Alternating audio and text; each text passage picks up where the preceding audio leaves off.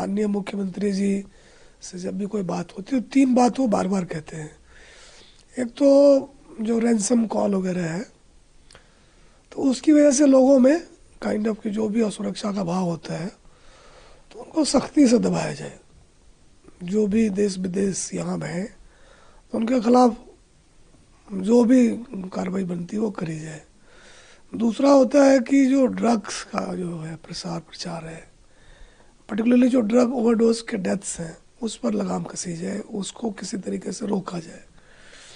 तीसरा कि कोई क्राइम डेंस डेवलप नहीं हो। क्राइम डेंस जिसको बोलते हैं, ये जुआरियों का, शराबियों का, नशेड़ियों का और आवारा लोगों का अड्डा नहीं बने। तो ये जो हमारा ऑपरेशन ट्रैकडाउन पहले और अब जो ऑपरेशन हॉट स्पॉट डोमिनेशन चल रहा है, तो इसी 3 बिंदु पर केंद्रित था। और मुझे खुशी है कि बड़े व्यापक स्तर पर एक्शन हुआ है और उसका प्रभाव भी देखने को मिला है। सर 8 दिन और अभी तक लगभग सबसे ज्यादा किन एरियाज में ज्यादा पाया गया है और किस आधार पे आप लोगों ने इसको चिन्हित करने का काम किया है? जी, जैसे कि वो आप देखें जो ट्रैक डाउन में था, तो करीब 3,500 के आसपास जो हथियारबंद गिरोहबंद लोग थे, तो हमने उसको पकड़ के जेल भेजा। उनका बाहर रहने का मतलब ये था कि उनका और कोई इनकम का जरिया तो है नहीं, तो किसी न किसी को धमकाएंगे, डराएंगे, ये करेंगे वो करेंगे।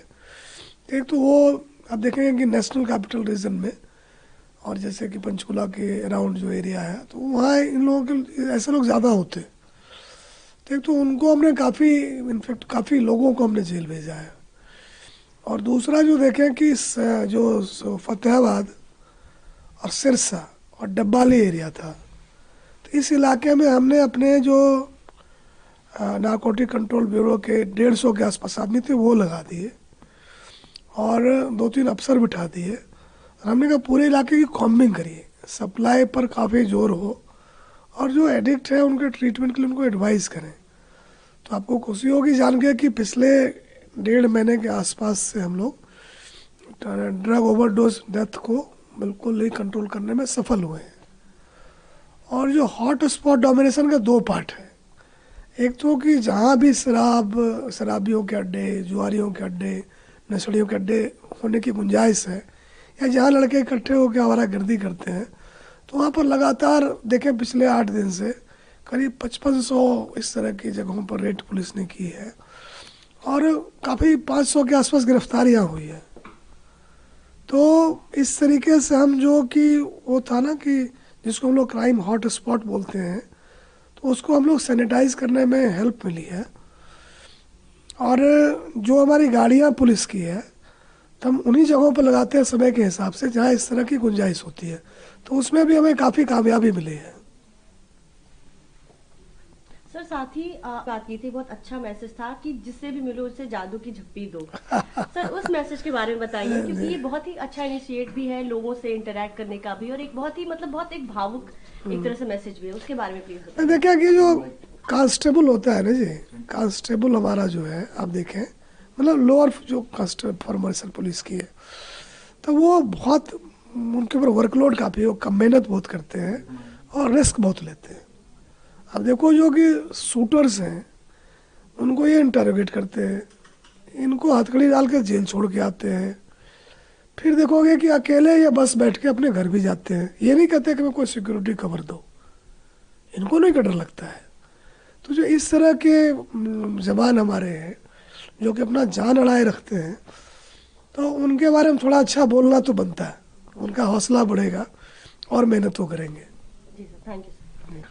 सर अभी हाल ही में आपने गुड़गांव में एक पीवीआर मॉडल की बात की, वो कैसे आपको आइडिया और क्या उसके बारे में पूरा किस तरह से उसको आप लागू करने के लिए बेसिकली इस पे बात कर रहे हैं? देखिए, एक मीडिया एजेंसी ने एक टाउन हॉल किया था साइबर क्राइम के ऊपर, डोंट गेट अ स्कैम। उसमें मुझे उन्हें बोलने के लिए बुलाया, तो मैं सोचता रहा कि क्या कहूँ मैं जो कि काम की बात हो। तो फिर मेरे दिमाग में आया कि देखें कि साइबर स्कैम के पीछे टेक्नोलॉजी तो जो होगी सो होगी, ज़्यादातर साइकोलॉजी है कि लोग आपको डर और लालच, है ना, इन चीज़ों में फंसा के और फिर वो आपको क्लिक करवा लेते हैं, ओटीपी मंगवा लेते हैं, कुछ इस तरह की हरकतें कर देते हैं जिससे कि आप ब्लैकमेल होते हो, आपके पैसे जाते हैं, तो इस तरह की कार्रवाई होती है। तो साइकोलॉजिस्ट का कहना ये है कि जैसे ही आपको पैनिक करता है कोई कॉलर, तो उस पर एक्शन लेने में 3-4 सेकंड का डिले हो जाए तो बहुत चांसेस है कि देख पाएंगे कि ये तो बहरूपिया और ये तो ठग है, ये कोई मतलब बोनाफाइड कॉलर नहीं है, ये कोई बैंक का आदमी नहीं, कस्टम का आदमी नहीं, ये बहरूपिया है, मुझको ठगने की कोशिश कर रहा है। जी सर, एक जो एंटी टेररिस्ट की जो बात है, नहीं, इस पर मैं और भी आपको बताना चाहूँगा। तो इसमें फिर मैंने ये सोचा कि नॉलेज तो है, प्रैक्टिस क्या होना चाहिए। तो हमने कहा जी आप जब भी इस तरह का फ़ोन आए तो आप खुश हो जाओ, मतलब पीवीआर करना है। जिसको जो अननोन नंबर है जो फ़ोन करके मुझे जॉब दे रहा है, पैसे कमा रहा है या मुझे डरा रहा है, तो ये कौन लोग हैं। तो हमने कहा एक गाना सुनिए या गाना गाइए कि जिसका मुझे था इंतज़ार, जिसके लिए दिल था बेकरार, वो घड़ी आ गई आ गई। मतलब ये ठग का फ़ोन आ गया, ठीक है। तो इस गाने को सुनने गुनगुनाने में आपके 5-10 सेकंड निकल जाएंगे। तो उस 5-10 सेकंड में आपका पैनिक ख़त्म हो जाएगा, आपका दिमाग काम करने लगेगा। फिर आप वेरीफाई करो, PV वेरीफाई करिए। तो वेरीफाई करने के लिए आप क्या करेंगे, तो बैंक का फ़ोन है तो बैंक के ऑफिशियल वेबसाइट से पूछिए। अगर कोई और आदमी बन के आपको कह रहा है तो किसी और से पूछ के देखिए वही तो है क्या। तो उसको हमने कहा कि उसके लिए गाना याद रखिए कि बोलो बोलो कौन है वो, वादा जो किया है सो निभाना है, और मतलब कौन है वो, तो पता करो कौन है वो। अगर आपको लगे ये ठग है तब 1930 पर रिपोर्ट करो, आर से रिपोर्ट हुआ तो फिर हम हरियाणा पुलिस का चक दे इंडिया कर देगी। तो मेरा ये था कि इस तरीके से लोग जो पैनिक रिएक्शन करते हैं वो करने से बचेंगे।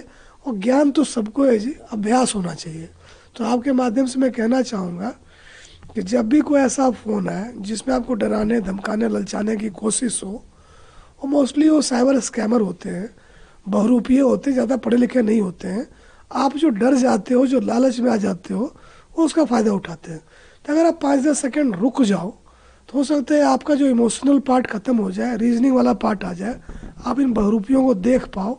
और मैं तो कहता हूँ उनको 100 गालियाँ निकालो, इनके बारे में पुलिस को बताओ, हम इनका भूत बना देंगे। जी सर, फुल फ्लेज जो फ्लैग ऑफ की बात करी थी कि जो एंटी टेररिस्ट मॉड्यूल है उसको पूरी तरीके से हो, जिसमें दिल्ली वाला जो था उसमें भी आप गए थे, मिले थे, उसके बारे में बताइए कि किस तरह से आप इसको लागू करने की और इस पे देख रहे हैं। देखिए हमारा एक एंटी टेररिस्ट सेल ऑलरेडी है, वो CID में है। तो एक full fledge anti terrorist cell जो है बाकी स्टेट की तरह, इसका प्रस्ताव गवर्नमेंट के एक्टिव कंसिडरेशन में है, हमारी बात चल रही है। तो वो जल्दी ही वो लागू हो जाएगा, जिससे कि जो टेररिज्म है रिलीजन बेस्ड या किसी और बेस्ड में, तो उनको हम इफेक्टिवली कंटिन्यूसली डील कर पाएंगे। इन द मीन टाइम हमने NCR रीजन में जो हमारे पुलिस इंटेलिजेंस लोग लगे थे उनको एक यूनिफाइड कमांड के नीचे रख दिया है। और रोज़ उनकी मूवमेंट चलती है कि वो जाते हैं सस्पेक्ट के इंटरोगेशन में और जो सस्पिशियस जगह को स्कैन करने के लिए कि अगर टेररिज्म से रिलेटेड कोई इंसिडेंस चल रहा हो तो उसको टाइमली हम इंटरसेप्ट कर सकें, टाइमली उसको हम डिफ्यूज़ कर सकें।